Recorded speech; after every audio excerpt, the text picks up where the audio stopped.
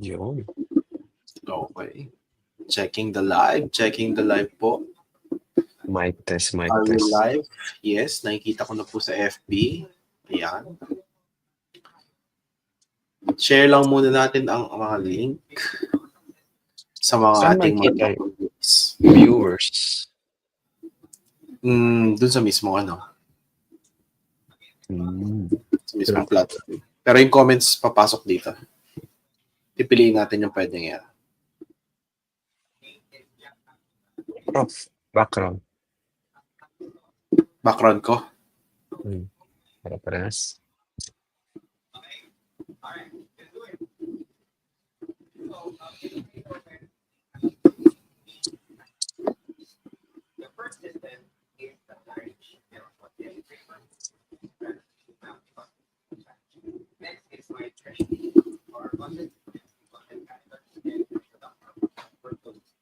Try mo na, Prof, yung nano banana. Yung alin? Nano banana. Yeah. Hindi pa. Ngayon ko lang narinig. Nano banana? Yung trending ngayon? Hindi ko, promise, hindi siya muna sa akin. Maabot. Oh. Sabi-sabihin, wala kang ganitong What is that? Ganyan. Naglag ka. Wala. Yung miniature. Wala pa. Yan yung nakita ko lang, hindi ko alam na nano banana yung tawag. So, nakita ko siya kay Miranda. Oo. Trending na trending yan ngayon.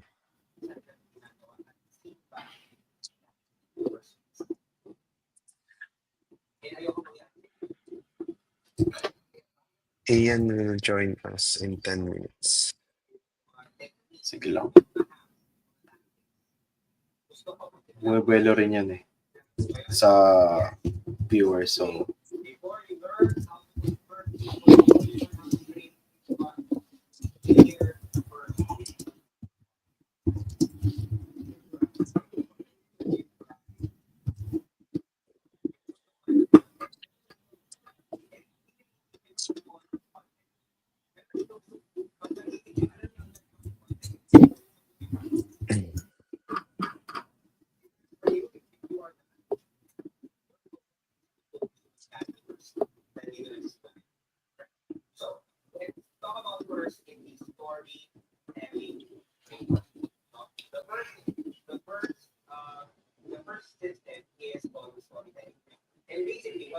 Sakto so sa gitna. welcoming people from stage. Ayan, meron na po tayong viewers. So if you're watching this from Facebook, YouTube, LinkedIn, or in X, do leave a comment. And yes, this live is about Web3 and AI.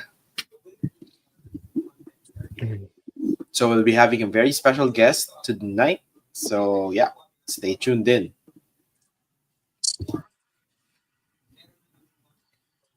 Okay, we have 2 viewers na. Yay!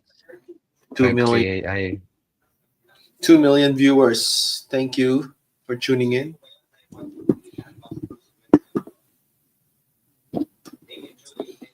So, Tagalog muna tayo habang wala pa tayo special guest. Sa mga nanonood, and yes, kasama ka na rin, Clarky, no? In terms of AI muna, maliban sa nano banana, ano pa mga top 3 na trending sa iyong kapaligiran ngayon? Or anong meron sa AI development? Natabunan lahat ng AI Natabunan ng nano banana lahat Intindi kasi. Alam mo yun, hindi mo na kailangan mag-Photoshop. Grabe. So siguro, nakapag-generate na ako ng mga 500 images.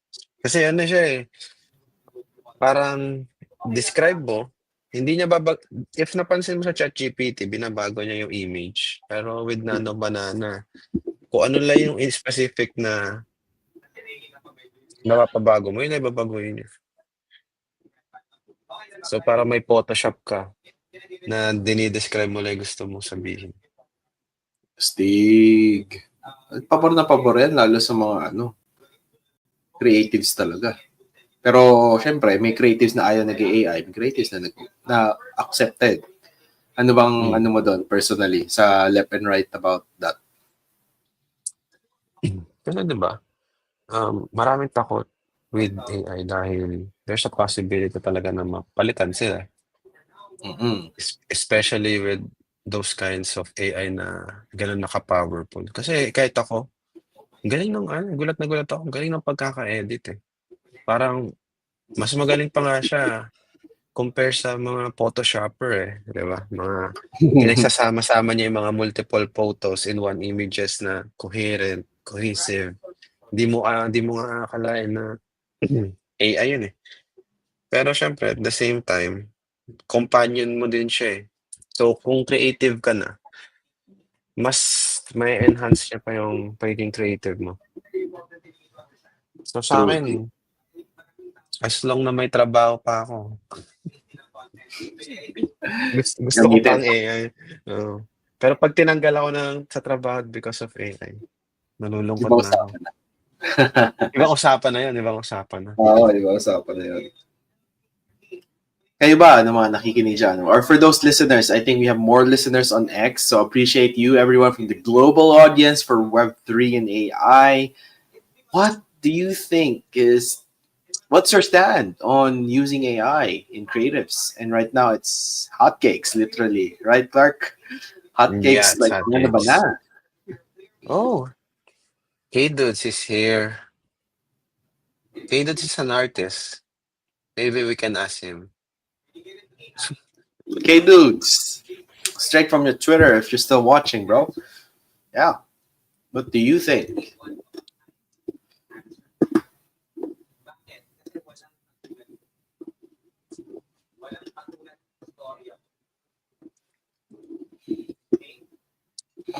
Anyhow, as time goes on in the next few minutes, so while we're warming up, waiting for our special guest, this is just right now our chill kwentuhan. Uh, Mahirap kasi mag-background music, pero yes, hindi namin kayo makakantahan for tonight. We don't sing. Clark, can you sing them a song? Designer tayo, hindi tayo singer. Designer Sayang. lang, hindi songerist. Mm. Next time, if somebody requests, we will pick preparations for it.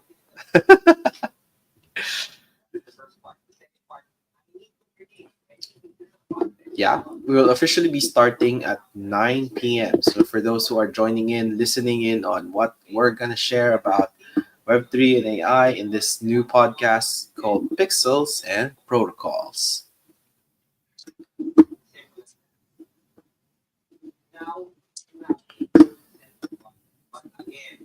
Oo nga pala, Prof. Yo, Yun ang new title ng ating show, Pixel ano and na? Protocols. Bakit ba Pixels and Protocols? Baka hindi nila gets. Kasi ako, hindi ko rin gets eh. Yun daw Explain magandang mo nga. pakinggan. Pixels, for me, kasi creatives and yung sa internet, it's made up of pixels. And yung protocols, nandyan yung mga sa Web3 particularly, yung mga chains, how everything works is in the protocol. Like the internet in general is hypertext transfer link protocol. So protocols are things we use on a daily basis, and pixels is the creative. So it's a merging of the creative side of Web3 and AI in general functioning right now as a part of the usual protocols what in our daily lives. Kaya talagang sounds ano ba? Sounds technical ba ang pixels and protocols? Or ikaw ba, Clark? Una ko naisip si Pacman eh, pag Pixels and Protocols eh. Yung Ay, movie na Pixels. yung una ko naalala eh. Kasi making Web3 easy is basic, pero pixels and protocols gives us more, yeah. Ikaw, sige, go ahead. Si Pacman, pixel, tama kasi pixelated games. We can probably jump through this kasi evolution yan ng tech eh. Mm. From pixels nagkaroon na ng high resolution games and ngayon super high reso na. Hindi mo na Oh, makita kita kung ano na yung course. totoo sa hindi. Yes, that's how great or how advanced na ang tech and graphics talaga.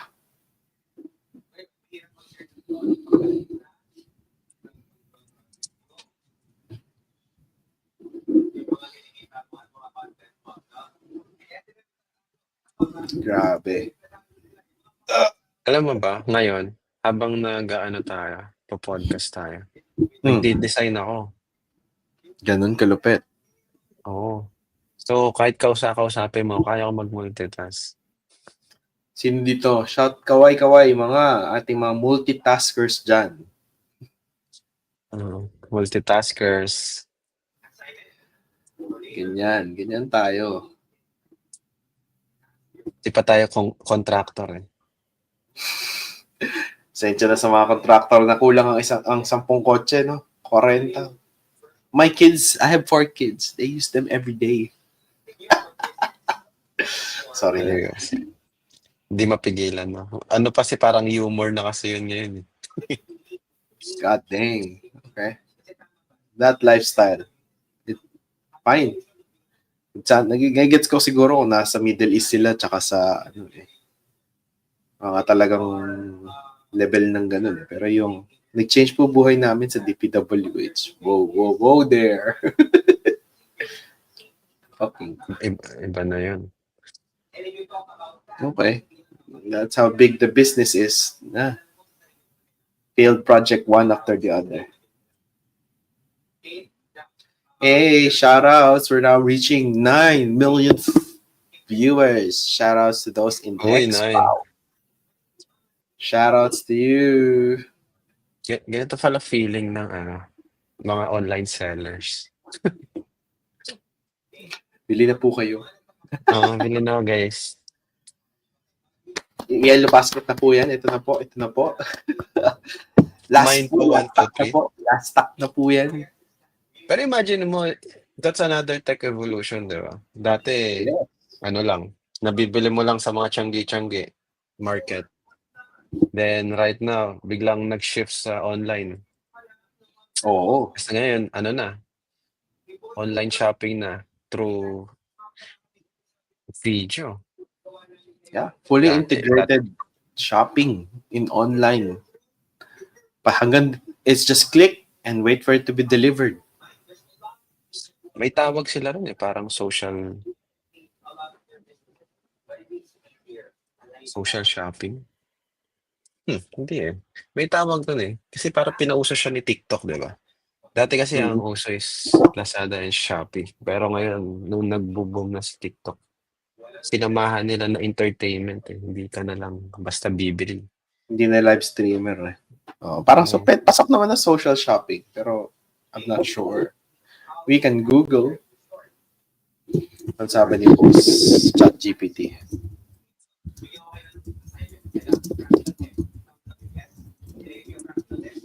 May sisend ako sa isang message, Prof. Ito is magandang background. Gotcha.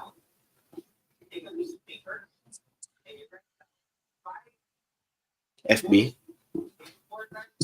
Hindi, sa iMessage. High-tech tayo ngayon. Tayo. Uy, by the way anong date na ngayon? September 9, 9/9 coming launch na. Lalabas na. Ang iPhone 17. Wow, iPhone 17 na. Parang kailan lang, iPhone 12 pa lang ako. Pero tibay kasi iPhone 11 pa rin ako. Gumagana pa. Kaso lang may sarili na siyang buhay. Nagtatouch na siya nagtatouch na siya ng sarili niya. Nag-i-screenshot siya mag-isa. Piniplay niya yung voice message ko. Ganun. Creepy na eh. Hindi ba yun? There's Ian. I see Ian. Hi, Ian. Hello, Ian. We'll be adding you in. Hello, everybody. Hello. Good evening. Good morning back there. Very early morning, everybody. It is 6 a.m. over here in California. So I am happy to be here because I love spending time with the two of you. And what an exciting thing, launching your podcast. So happy to be part of the very first one. We're very excited to talk with you, Ian.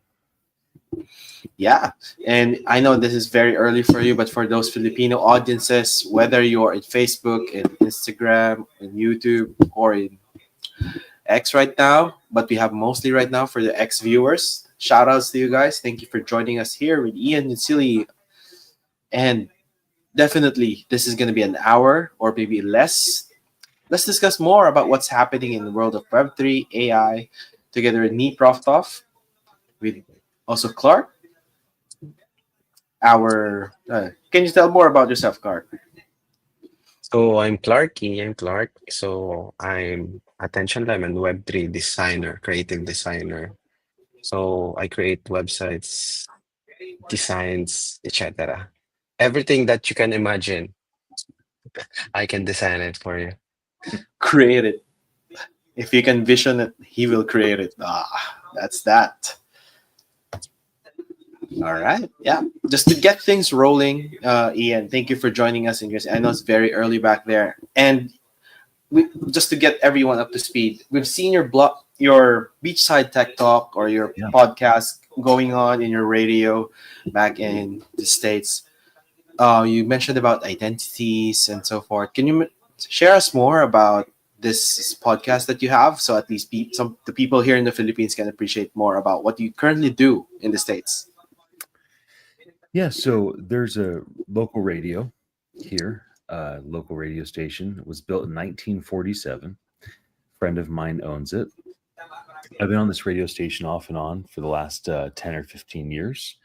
And they asked me recently if I'd be open to doing some sort of, tech, uh, show. So I said, well, hey, I got a handful of friends. We'll do something. We'll call it Beachside Tech Talk because we're here on the sand looking at the ocean. And so it's myself and a handful of co-hosts, and we have a blast. We talk about different topics. Yesterday was identity. Usually we'll talk about different industries. So we'll talk about the impact of Web3, the impact of AI, the impact of robotics and automation. We try to share with people what's going on, and then we do live stream as well, which is why all of you are able to see it either live or oftentimes afterwards because it's so uh, you know early for you. I go live at 3 a.m. in the Philippines. So I can imagine most folks, if they see it afterwards. Yeah. It's a really nice environment, to do this, to have a place to create content every day, to connect with the audience, to work out our philosophies around these technologies, to encourage one another about how things can be good, and to learn. The reality is, it's one thing to just research things, read news articles, check things out, but the best way to understand something is to teach something.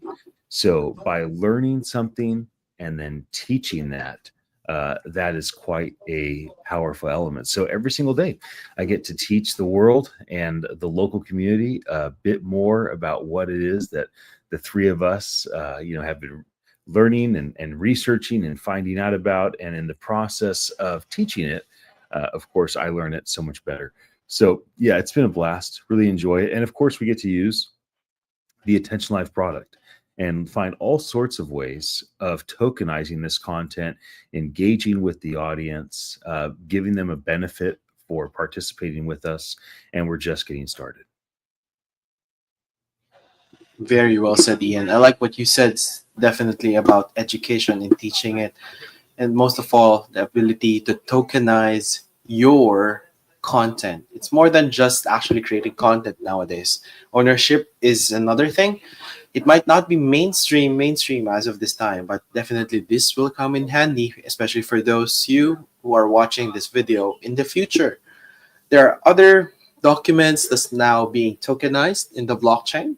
So if you're still new to that, these are one of the many uses of the blockchain. And you mentioned that you talked about identity last night or the other day. And you've been asking deep questions like what impact does innovation and technology make on our identity, and how your own identity has shifted from your MySpace to NFTs, today's Web3 and AI. This question is, if you had to introduce yourself to the Filipino audience right now in one line, not as a futurist, but as Ian, the person, what would you say? I am so fortunate that I married a Filipina, and I love your culture. I've been going to your country for almost 20 years, and I feel like the Philippines is my second home. So I guess that's what I'd say. You know, I feel very much at home in your country. I feel very much a connection and a brotherhood with your people. And there's a reason why I continue to be involved. So that's a little bit more than a sentence, but I guess that's what I'd say. Thank you for that, Ian. How about you, Clarky? What would you react on what Ian has mentioned on his identity right now, on marrying a Filipina? I'm kind of proud. I'm kind of proud what Ian said about Philippine culture, Philippine people, etc. Yeah, I mean it. And I know that. I feel it. Yeah. We feel it. And yeah, I mean, the finger heart.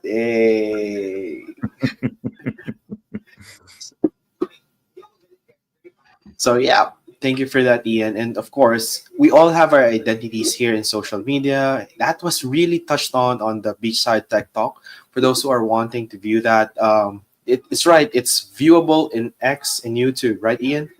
Yeah, yeah. So I go live at Ian Utility, IANUTILE,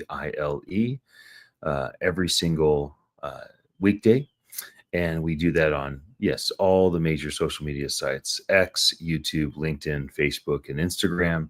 And we share it to the Web3 AI channel, which we're live on right now. So give people a chance to be able to tune into that. And the feedback we've gotten has been amazing.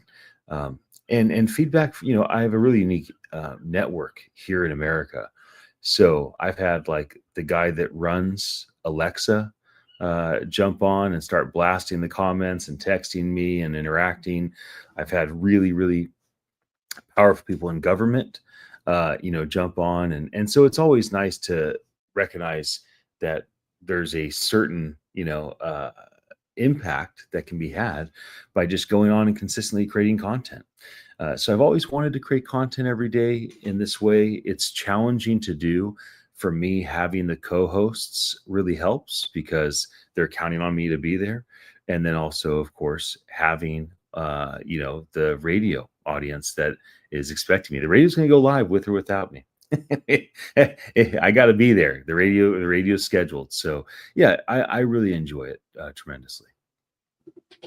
Interesting. I mean, for us here in the Philippines, radio is very, very different. I mean, um, especially in the province, we usually just use it from the car, or right now it's evolving into a social media of sorts, but it's not as mainstream. I think live selling has more of an impact at this time. How about you, Clark? What do you think is currently something that's in the Philippines when it comes to radios and having a podcast right now, in terms of talking about your audience, especially in your hometown or around your area, or maybe in the internet? Mm.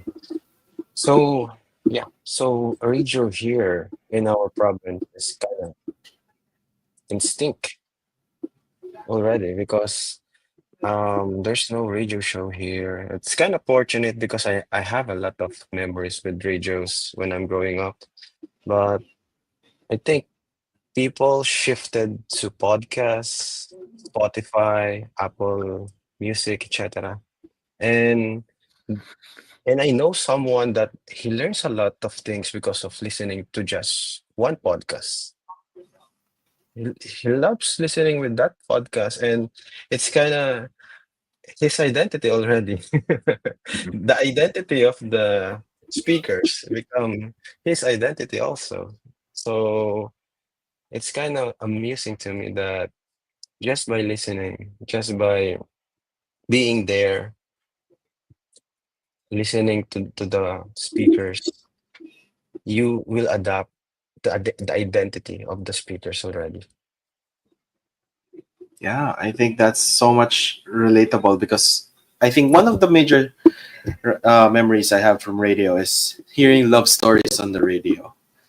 Like it's a scripted thing, or like they read scripts, and it's such a relatable story. Like it's themed after Filipino drama, so it's like some people just send their letters and discuss more about that. But it's gradually evolving. I think it's now made into some series and so forth. But definitely, that's how technology evolves, and the ways and mediums we all listen to and watch these type of content evolves. Because I remember like 20 or 30 years ago, it was different, and just in the past 5 years, it has evolved constantly, very differently. And that's why right now Web3 is coming. The AI is here.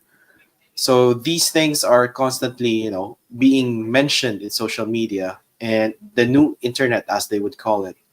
Just for those Filipino audiences right now, I think it would be a very good question, because most Filipinos have their Facebook accounts, their Twitter accounts, and most of them are built anonymous. What is This is for you, Ian, and for Clark. What do you think is smarter for the Filipino audience starting their Web3 journey? Should they start with building with anonymity, or should lean more into authenticity? Why don't you go first, Clark? I'd love to hear what you have to say about this. Not for me. Or Yeah, I was just saying I'd love to hear what Clark thinks about that question. oh, Clark thinks. Go, Clark. I think it depends. If you think about privacy or protection, anonymous up or pseudonyms identified gives developers or users control over their personal data. And if you think about freedom of expression, anonymity encourage like innovation or participation, allowing people to contribute without what they call that, a backlash. Because Bullying. here Yeah. in the Philippines, there's a lot of backlash if you um say these things about this. There's not a unified thing here in the Philippines. They are divided in terms of political, religious, etc. And that's one use case of anonymity, is you can express freely. In terms of if you want to show your true identity, it's kind of a unique thing because you're showing your vulnerable side to the world, and a lot of people or a lot of viewers will think that okay, you are kind of vulnerable people, you're kind of people that I can trust because you do not hide anything, because you're showing your face, you're showing your true name.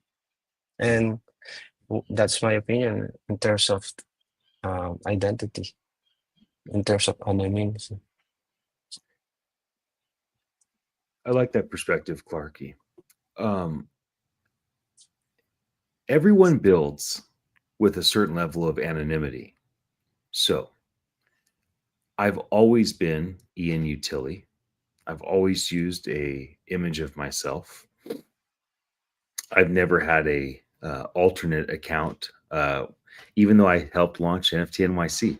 When 95% of all the speakers and attendees would have their mutant ape or their pudgy penguin or their crypto punk as their profile picture, and they went from Sally to Super Monkey, and from Sam to Silly Penguin or whatever. Like, I stuck with my personal name brand image.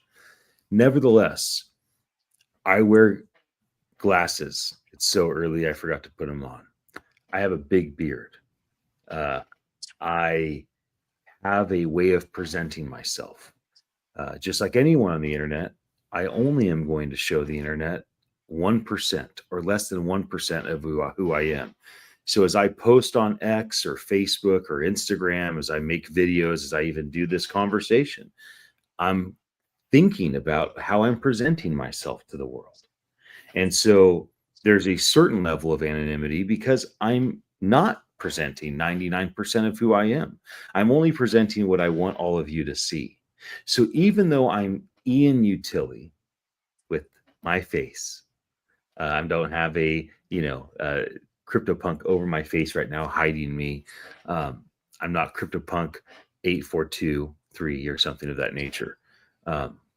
I still have some level of preserving protection. Now, what's unique is how authentic am I willing to be? How vulnerable am I willing to be? And will vulnerability and authenticity be best for me and will be best for the audience? If I choose to be vulnerable, if I choose to be super authentic, is that actually going to help me connect with an audience? Or is the audience that I'm in front of wanting a leader, a strong, voice, and they want to see someone that has it together? And so, even in the process of being who we are, there's still a certain level of we're only presenting what we want people to see, right? So I think that's a reality. The other thing is there are benefits of being anonymous. One is if you are part of Yuga Labs Board Ape Yacht Club, if you are if you have a Pudgy Penguin or a Little Pudgy, if are part of this community and you present yourself as part of this community, everyone in that community is like, oh, that's my person. Oh, they're part of our thing. Oh, I want to know what they have to say because they're just like me. So that's a huge advantage, right? If you lead with something like, for instance, you might be a Catholic or a Christian. If you wear a cross or if you quote the Bible, you're kind of presenting yourself like, I'm a person of faith. I'm a Catholic. I'm a Christian. Look at my cross. I know Bible verses. I talk about Jesus. I talk about God. Again, that's like a way of presenting your to the world in a way that is like trying to connect you to a group. So in Web3, we do this through profile pictures. In the world, we do this through different cultures or communities that we're a part of. So nothing is very simple. This is not a black and white thing. This is a thing that people need to be very thoughtful about the reality. And it's not like, oh, I'm authentic because I use my name, or oh, I am anonymous because I use a picture. There's always reasons why we do these different things. Very much relatable, because even for most content creators or influencers, like even the million followers, they're not putting everything out there. That's why when their private life is somehow exposed, it somewhat changes the perspective, because like there's a big front that people share, and when they see a small part that is exposed on a private scale, discussed among the public, it kind of is one of the biggest fears, I would say. What do you think, Clark, about what Ian said? I agree what Ian said. That's right. It's not a black and white thing, and there's not a certain thing that sometimes they just use the profile picture, but it's not who they are really. Or they show their face, but it's not exactly 100% of them. It's just 1% or a few percent. It depends on the people, on the people who is showing that. I agree with Ian. Yeah. And especially for those in Web3, like if you're a big name, your brand is well known, there are people who will opt to not know that they are those holders of those specific NFTs or for those communities. But then again, this is by definitely how you live your life, socially, in online or offline, and this is up to you guys. If you're a Filipino in abroad, an OFW of sorts, or you're here in the Philippines, if you want to build trust, I think, in my humble opinion, I think it's better to just show yourself. rather than having a profile photo all the way on your social media. Now, if you don't deal with much people, I guess, yeah, you don't need to actually show your profile photo, like your own picture, if that is a choice. And your statement of using an NFT, whether it be a Bored Ape or the CryptoPunks or similar, it would definitely be a statement already in the scene that you are that you are that person. You are able to be part of the OGs, be part of the early adopters of Web3. So, I mean, Filipinos are everywhere right now, and we don't know how often they actually engage in Web3. Mostly that we've seen are very much not active into events, especially abroad. They just you go into private meetups as compared to like being publicly that I'm into crypto, I'm into this. Because probably they fear also a lot of things. I think that's also a reason why anonymity in Web3 is one of the things. And personal pictures is something they try to avoid. So having your face in itself or having your personal profile is something that has a big statement already if you're in the tech space that you are reliable, you are trustworthy. So yeah, moving on to some of our questions as Filipinos are generally working abroad. I know you are in the States right now, and the blockchain bill has just been passed here in the Philippines. How do you think having the what they call this, the national budget and other departments of the government putting in the digital identity, everything into the blockchain slowly, will this really solve the trust, remittance, or representation struggles with the corruption and something that has been going on for years? Maybe as you, as someone from the States, maybe you have some insights on how you view these enhancements. Well, here in America, we had a lot of challenges with the SEC. Gary Gensler made life very, very challenging for innovators and his team. We had a lot of challenges with regulations and compliance. It felt like no matter what you did in the Web3, crypto, blockchain, metaverse world, you always were at risk of getting yourself in trouble, even though you thought you were doing the best you could. So today, there's a massive shift. David Sachs is now our crypto AI czar. David's brought in a lot of people that really understand this industry, and they have really changed the tide and the energy here in the States. Now, that's here, and that will ebb and flow. I know in the Philippines, not everybody realizes this, but the Philippines is number one in blockchain wallets in the past. I think number three today. Number one in cell phone usage, number one in social media usage, number one in AI usage across different industries. And a lot of Filipinos are finding their best opportunity is not just doing, online sales or Web2 brand endorsements, but getting involved in Web3. That there's a lot of amazing opportunities for, KOLs, key opinion leaders, to have a chance to make a living by kind of telling people about what's going on in the Web3 world. And so this is a tension because the country of the Philippines and the region of Southeast Asia has some hesitancy. They don't want anything going on. They don't want anybody to promote anything that might cause a Filipino to invest money into something like a cryptocurrency and then maybe lose that. And so in the past, Filipinos have been the first to adopt, Axie Infinity, or the first to adopt this new meme coin, or the first to adopt this or that, right?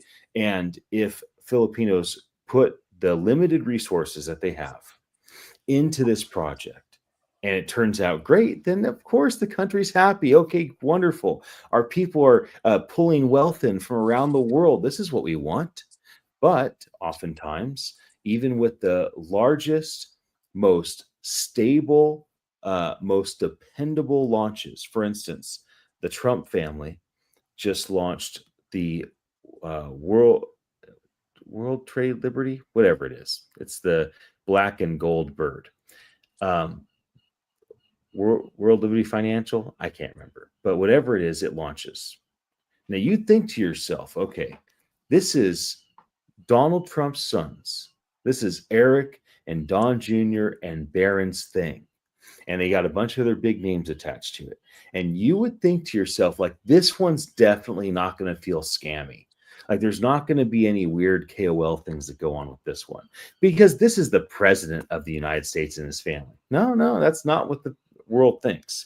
After it launched this week, a lot of things are being said about, oh, it's a scam, it's an inside job, it's a pump and dump. So, what's challenging is it doesn't matter who gets involved. It doesn't matter if it's the president of the Philippines or a famous person like Manny Pacquiao. It doesn't matter if it's a guy or a gal, if they're young, if they're old. The whole world of crypto and cryptocurrency is very, very, very challenging. It's very challenging to launch something. It's very challenging to scale something. It can feel nearly impossible to sustain something. Just look at things like Bitcoin, Ethereum, Solana.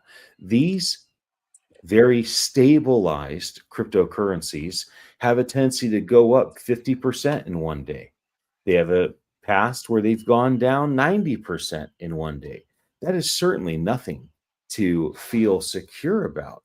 And so, even the biggest opportunities can still feel very concerning for a Filipino, and even more so for the country, the administration, the government. And they're saying to themselves, like, hey, how do we protect people? What do we do to ensure that KOLs are not just flippantly saying, oh, use this exchange, buy this token, get this NFT. And so I understand why the country is trying to do things to ensure that there's a higher level of accountability and protection. What I can say is that get used to change because everything is going to change constantly. The regulations will change, the attitude will change, the mood will change. And another thing is don't take things too seriously. Don't get too excited about the new thing. Don't get too angry when things fall off a cliff and the price dumps. Things have a tendency to ebb and flow. Every meme coin, for instance, has re-hit its all-time high if the team and the community specifically don't quit. If the community does not walk away from that tokenized thing that they've built with one another, then it always goes back and hits its all-time high. This is the case with Doge, with Sheeb, with Pepe, and it will be the case with any other meme coin project, whether it's on the Ethereum protocol, or it's on the Solana protocol, or it's on the Base protocol. These things have a tendency to explode, fall off a cliff, and go into oblivion, come back again, struggle again. And this is kind of the rhythms. And this is why when people talk about cryptocurrency, the wise thing to tell people is never invest any money that you're not able and willing to lose. If you have a chance to double your money or 10x your money, then you should be thoughtful. You might also have a chance to lose all your money. Now, I don't want that for anybody. I don't want people to lose anything. I don't want to lose anything. I've lost so much money in this industry, either through scams, through making mistakes, through getting involved in the wrong thing, through quote unquote buying at the wrong time, not set what, but it still is amazing what we have to be a part of. And so I am very optimistic about the future. And I think that when regulations come and things kind of get tight and restrained and restricted, as you are experiencing now in the Philippines, I know that things have changed because of the new law. You just have to find your way to adjust to the new expectations. Very well said, Ian. And I truly believe that this is just a step in the right direction, and we will adjust, especially here in the Philippines.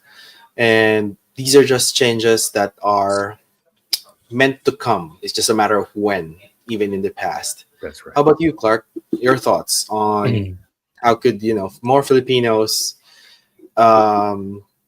engage in this industry with regards to what's been happening? Honestly, in terms of blockchain bill that has been um, submitted by a senator, I think blockchain bill is trying to do something really important, which is to bring transparency or to bring politicians or leaders to show transparency of the transactions, etc. And it's kind of problem in the Philippines that we're being ravaged so much with corruptions for a very, very long time.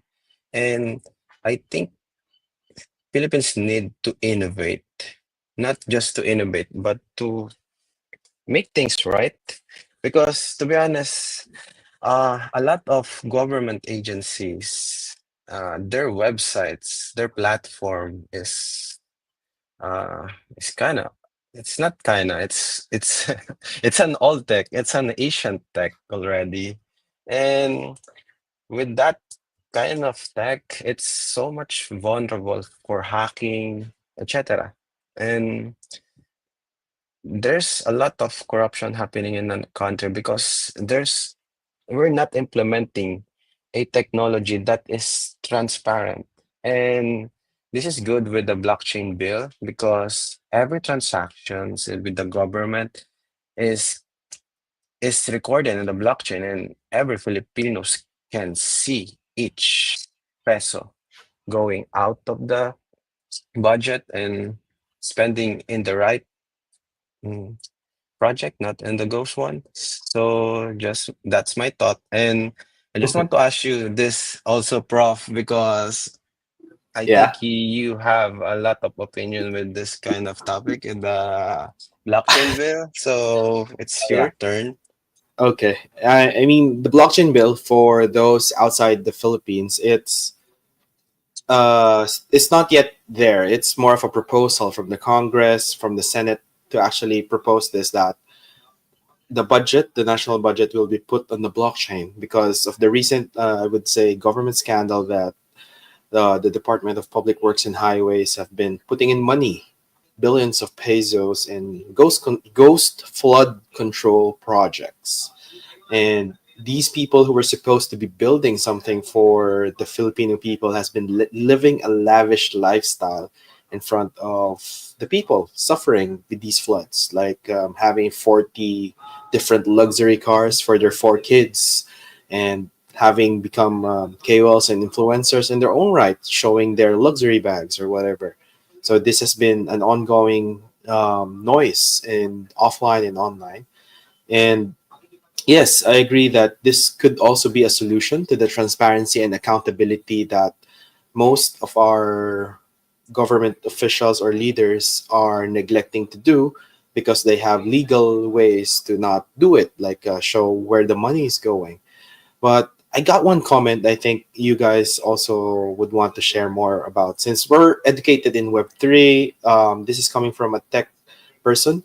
He mentioned that the blockchain is also prone to manipulation. So even if this blockchain bill gets passed, whoever is seated might also have a hand in, manipulating the information for their good. With your experience, what's the level of possibility this happening if they're going to implement such a bill and there's manipulation with the government coming in from this? For all of the leaders out there, let me be very clear. The way things that you were able to do prior, the corruption that was kind of normal in the past, maybe even in the present, these things are coming to an end. So, government, politician corruption, whether it's a governor, a mayor, anybody in politics. Currently, you might be able to get away with things, like in the past that you can no longer do. So that is a reality that is going to now change. Um, and the reason it's going to change is that people are going to force the people, right? It's the Filipinos, and they're going to force laws into place. The laws will be enacted, and the politicians, they might think, oh, well, we can get around this. It's just the blockchain. We can do whatever we want. We can make it look. That's not the case. It's all transparent. This is why people get exposed with things. And so what will happen is those that try to manipulate things will end up getting caught. When they get caught, they'll have consequences. They'll lose their position of power, of authority, of service, and new people will come in. And then over time, a lot of the corruption will stop because the consequences will be too great. So today, maybe there's not a big consequence for stealing. Maybe there's not a big consequence for lying. But if those things become exposed because of the trustworthiness of the blockchain, and then people continue to lie or steal or cheat or do anything deceptive or dishonorable, and they get caught and they lose their positions of power, others around them will go, whoa, whoa, whoa, okay, things have changed now. We can't just do the things the way we want to do.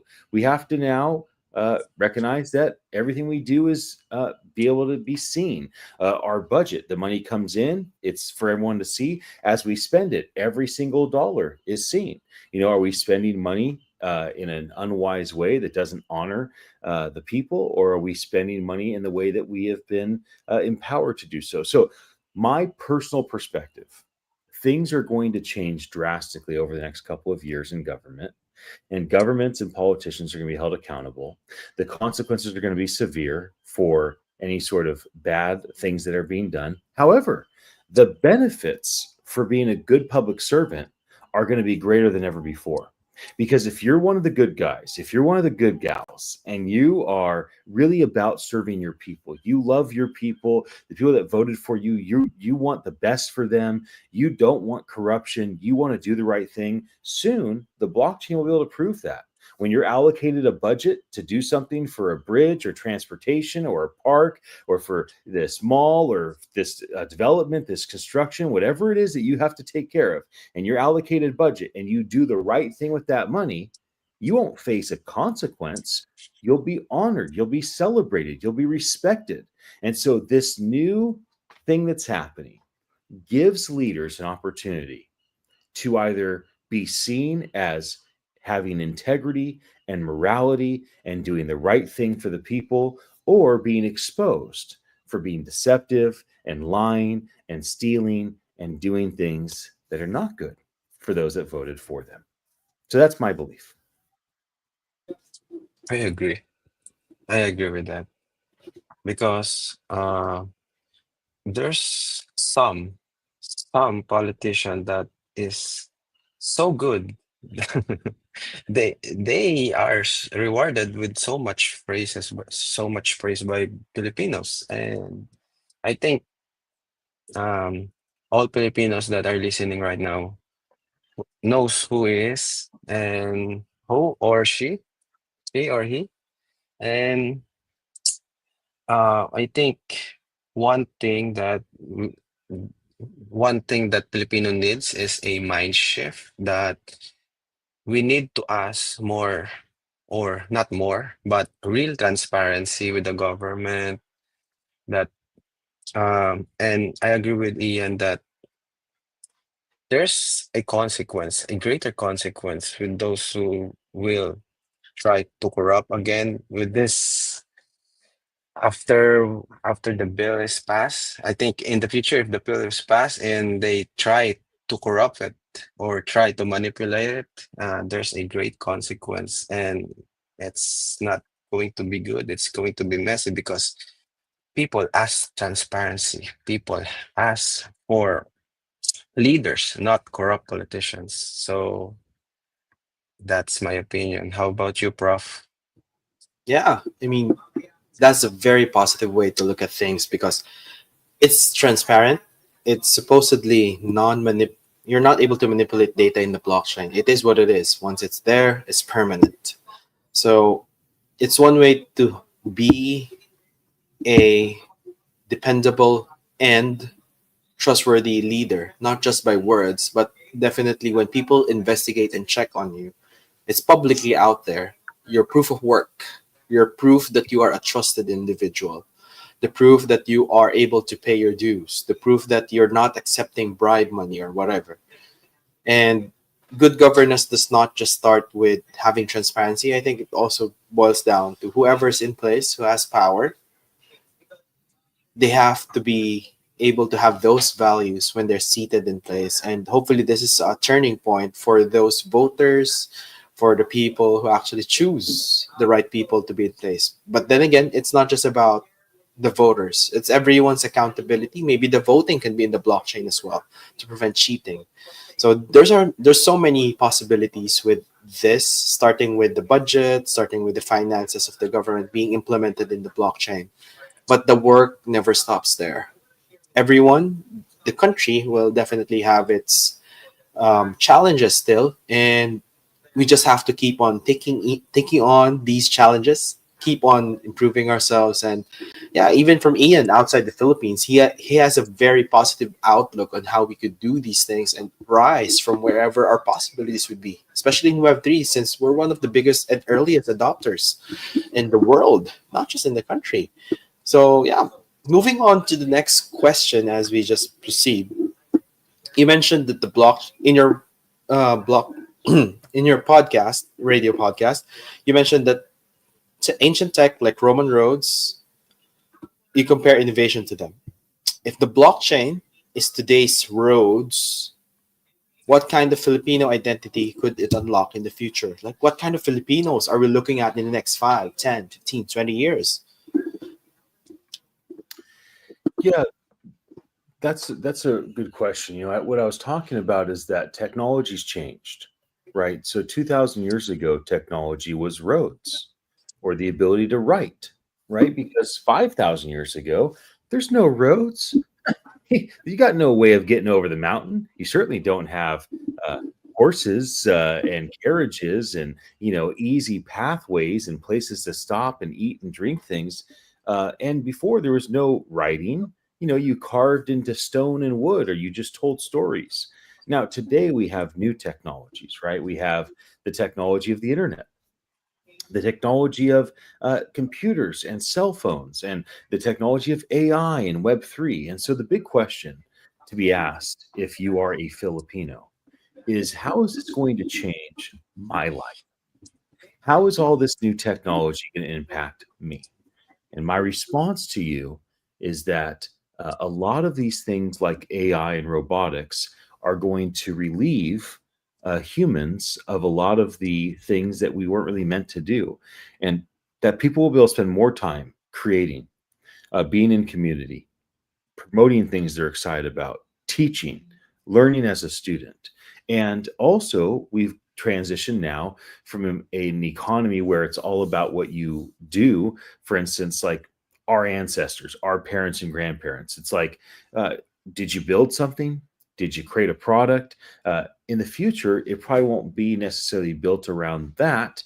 It'll be built around our attention, and so it's very likely that many Filipinos will make a full time living not from being a KOL that is a key opinion leader, but from being someone that when they're on their phone, they're giving their attention and they're being compensated for giving their attention to something. I believe the future will have people that are watching this podcast, Pixels and Protocols, being compensated for their time by watching live, engaging, posting comments. So I would tell anyone that's listening right now, engage now, share now, post comments now, because we, as a collective global team, are working on ways that we can basically benefit anyone that gives their attention. So I do think things are going to change.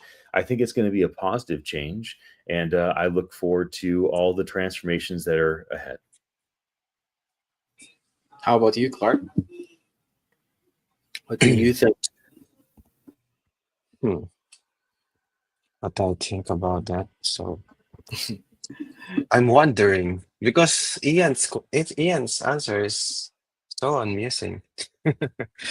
But I think for AI on the future, there's a lot of use cases. I think we can focus on money because OFW is sending a lot of money, and right now they are using traditional banks or exchanges to send money. But in the future, they they will not worry about sending money through that medium because in the future they can send money with just one click or just one snap, and the money goes through the blockchain, and it's so fast that The receiver already received it. It will not take days, hours, or months. And I think that's one of the use cases of tech and AI in the future, especially with the blockchain. Another thing is with the identity. If your identity is in the blockchain in the future, if you go outside of the country and some hospitals needs your record, they can check it through blockchain with your permission. And with that, you don't need to have your record on paper. So that's some of the use cases that I think, but I agree with you, and there's a lot, and in the future, it's not about roads that connect people. It's about technology with the collective mind with each other. Yes. Yeah, the future is very big and very broad. It's just up to us how to take it one step at a time, one day at a time. And yes, yeah, just to close or finally have a few more questions for Ian. And yeah, if one young Filipino would ask you, Ian, what would be your advice if they call it Kuya Ian? You know what Kuya is, like a big bro Ian. Yep. How can I be a part of this digital world chasing opportunities in Web3 and AI? What would be your quick advice to these young Filipinos? Well, if you're young, it's most likely that you have time, and so I use your time. So for instance, there's a lot of ways that you can get free crypto, right? Many exchanges, whether it's an OKX exchange or a Binance exchange or a CoinsPH exchange, many exchanges will do things like, hey, if you go through this, if you go through that, you'll get 100 pesos worth of crypto or 1,000 pesos worth of crypto. There's also engagement, right? If you're on X, if you're on Facebook, if you're on TikTok and you engage with this and you engage with that, we're going to do an airdrop to you. So I would just say, like, invest your time. But my suggestion to a young person is don't chase getting money in crypto and NFTs. Don't chase that over chasing knowledge. So the thing that I would tell people is tune into the Pixels and Protocols podcast. Go to amplifyweb3.ai, the website, and go read the news articles. Go look at the blogs. Follow at amplifyweb3ai on any of the socials and tune in to the content that's being posted on a regular basis. Try to be a creator yourself. Don't just be a consumer of content. Don't just be a KOL. Be a creator. Create something that's meaningful. Use tools like Attention Live, attn.live. Go there. Sign up for the free product. Use that tool. You can create your own tokens, create your own NFTs, put your own utility in. So what my suggestion is be less focused as a young person on trying to, make money, get free crypto, get free airdrops. Those are all good things. But I wouldn't make that your primary goal. Make your primary goal, how do I learn? How do I create something of value? How do I get ahead of the curve? And so that is what you can do because you're the one with time. If you're young, you have nothing to lose. You don't have a house. You don't have a spouse. You don't have children. You don't have some sort of job that is really important yet. Like, you can do anything. The opportunities are endless for you. So take advantage of that and put your energy and time into learning, into creating, into finding environments where you can be benefited for your attention, and try to put yourself in a good community. Also, Amplify Web3 AI has a great Telegram community. And so, go find yourself to be part of a community. When you get into a community, sometimes you find your destiny in there, right? When you find your people, you can often find your purpose. I Find your wish I people, hear find your purpose. purpose. Yeah, that's right. That's right. I wish I hear that advice when I was young. Me too.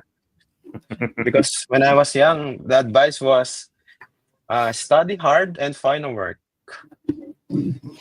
Right. Well, you can do both, Clarky. You can do both. If you're a young person, you can study hard, get good grades, learn from your teachers, be a good student. Get a job just to do anything. Just get any job. You could be at a call center. You could be somebody that's doing something physical outside. That's fine. Do all those things. Like live your normal life. Experience. But you also, on top of that, instead of watching movies on Netflix or just scrolling up on TikTok or just wasting all your time on the dating sites, left, right, or just tapping on all the Telegram games and trying to get some more Hamster Combat tokens, you could do those things, or you could take your time and be a student of what's happening right now. You could take your time and be a creator. You could take your time and learn new tools and be part of a community. So maybe most people have to go to school and learn and get an initial job and kind of start the process of their life. But what do you do with the rest of your time? Are you just going into the motions of the tap tap games and chasing the next girl or the next guy and looking for the next dopamine hit and looking for the next thing that will kind of excite you? Or are you willing to say, okay, I'm gonna put that down. I'm not gonna be a slave to this. I'm not gonna let this determine what I do with my life. I'm gonna use this. I determine what I'm going to do with my life. I'm going to use this as a tool to be a creator, an artist, a person of influence. I'm going to use this to find my people, to be part of a community. Because this is the thing, the majority of young people, what they're going to do is give me more dopamine, make me feel something, show me something that's interesting, find me somebody. I want to find somebody. I want someone to be with me. I need money. Give me a penny. Give me a peso. How many taps do I got to do for 10 pesos, for 100 pesos? Okay, I'll use many fingers. I need 1,000 pesos. Like, I understand what's going on. I was living in the Philippines for the majority of 2024 with my wife and our son. I've been going there, as I said, for 20 years. I understand a lot of what's happening with young people and how easy it is to just fall into just being a consumer and just like letting life pass you by. My encouragement is to stand up and use your time to do better, because you, young person, can be the breadwinner of your family.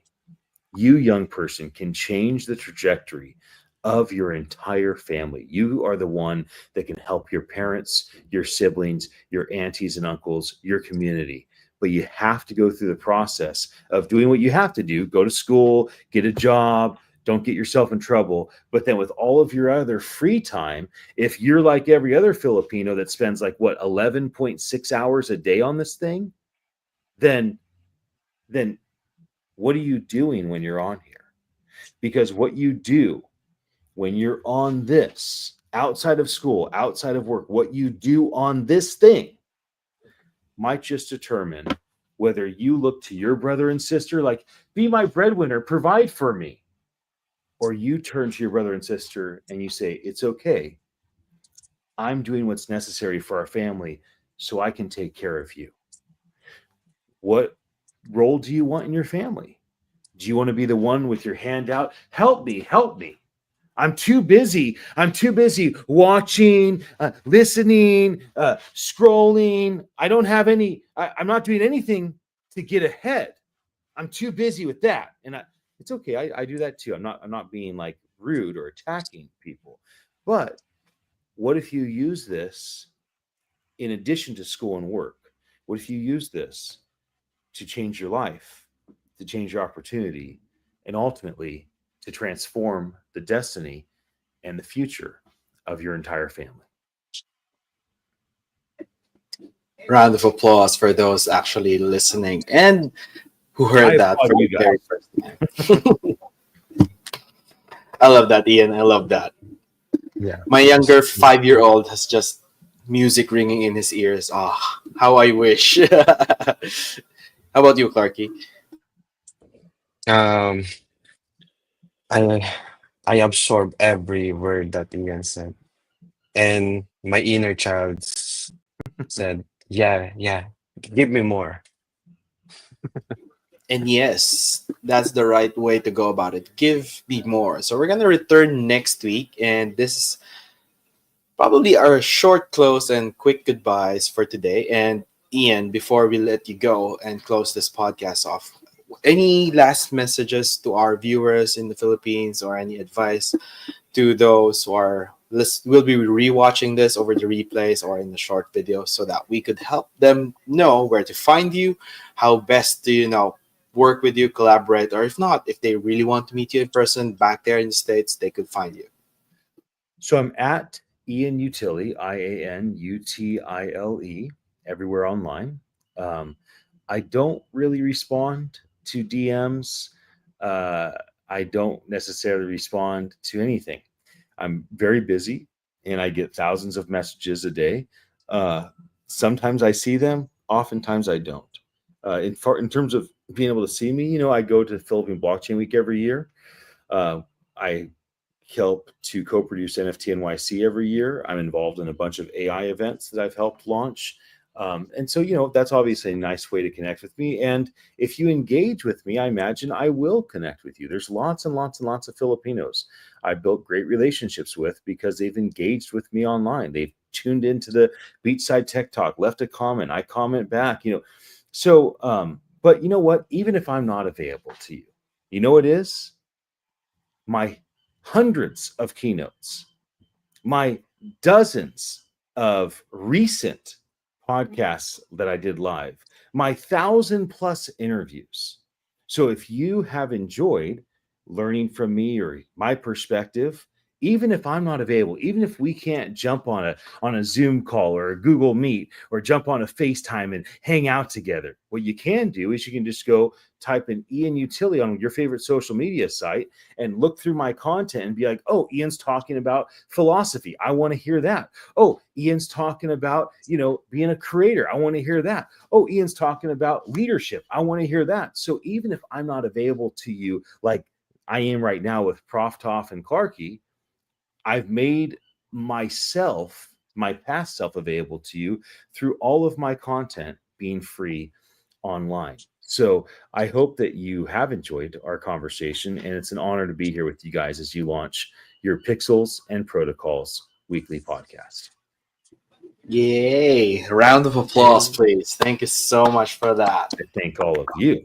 This is just the beginning. And yes, tune in again next week. We can discuss and maybe another guest for you guys out there. Clarky, anything to add before we close this episode 1? Okay, guys. So next week, every Friday, right? Every Friday. So Yep. every Friday at 9 p.m. Yes. Manila time. Pixels and Protocol podcast will be live in all Amplify and Atashi Live platforms. So follow our pages, check our blogs and sites, and don't forget to follow Ian because he has a lots of good content that you can get a lot of learnings. So Yeah. that's all from me, Tough. And just to add to what you said, Ian Utili right now is not getting the attention that he deserves online. So if you are one of those who actually appreciate what he has been making online, his content, his speaking engagements, everything, you can check him at Ian Utili, and definitely check him out as his major events that he just mentioned earlier that happens once a year. And definitely this is just the beginning. Thank you, everyone, for tuning in at the Pixels and the Protocols podcast, episode 1. We will see you again next week. Bye, Thanks, guys. friends. Bye, everybody. And